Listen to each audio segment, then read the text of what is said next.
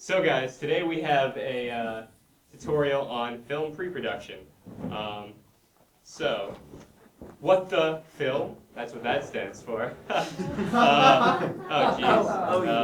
jeez. Pre-production is the most often overlooked step in making movies.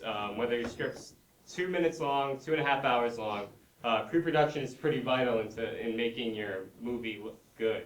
A lot of times you see a lot of people going out, making a project for class, and they don't even think about it beforehand. They just go, oh, well, this is what we'll do. They make up the dialogue on the spot, they make up the shots on the spot, and then you're throwing your production up in the air. You don't know if it's going to look really good or if it's going to look like a piece of shit, because you won't know until you get in the editing room.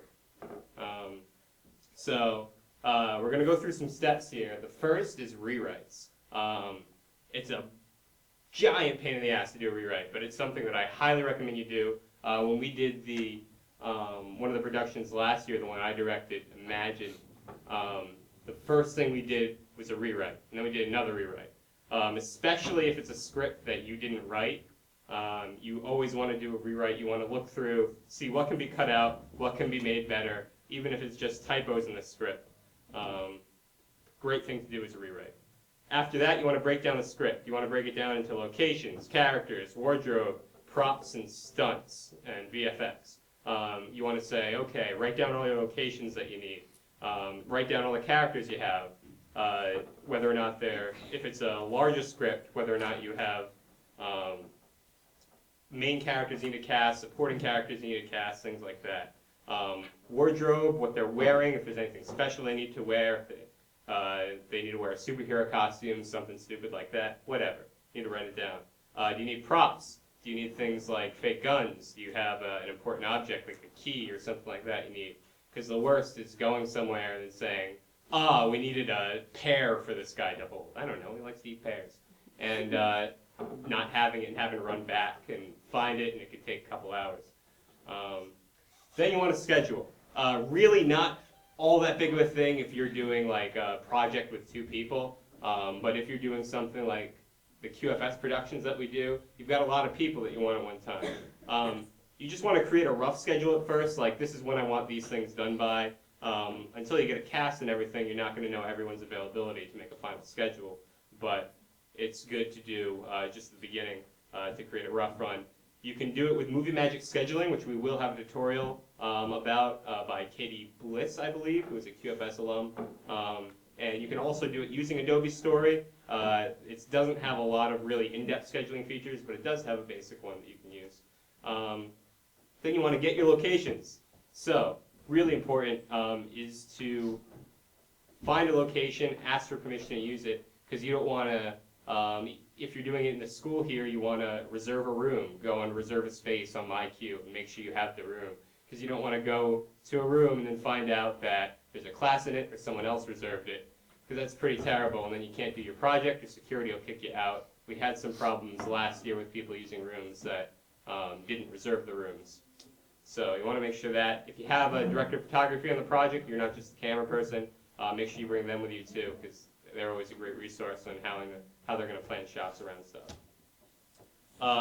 Budget, raise money. Probably don't need to do that for much of this stuff. The QFS productions, we have our own budget. If you're doing something on your own, though, always a big part. Crap.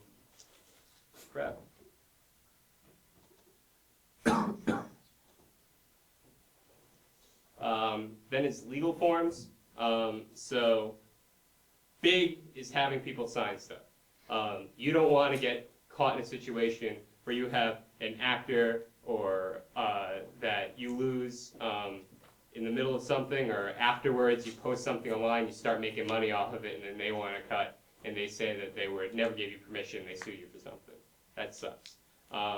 When I make a movie with Johan, when we do stuff, we always have people sign stuff. When we made The Dead last semester, we got talent releases for it. When we did Imagine, we got talent releases from everyone. You always want to make sure you have talent releases to protect yourself. Same thing when you're doing locations. You want location releases too. If you were doing a big budget film, which you're not, you'd want to form an LLC. You'd want to form a company around the film to protect the film for if anyone was to sue. Then get your people, obviously cast, crew, audition actors. Craigslist is fantastic if you want some actors that are pretty good and are just going to be fine with getting paid food. So especially for those of you looking for senior projects coming up, I know I was involved with a couple of senior projects last year that they got all their people from Craigslist. So that was pretty good. Then you want to do a shot list and storyboard. Storyboarding is really big and something I don't see a lot of people do. You can storyboard your whole movie if you want. We usually storyboard key scenes when you have some action or something really complex happening. Then you want to make a shot list. Every single shot that you have, whether it's a close-up, whether it's a dolly shot, crane shot, if it's a long shot, two shot, whatever.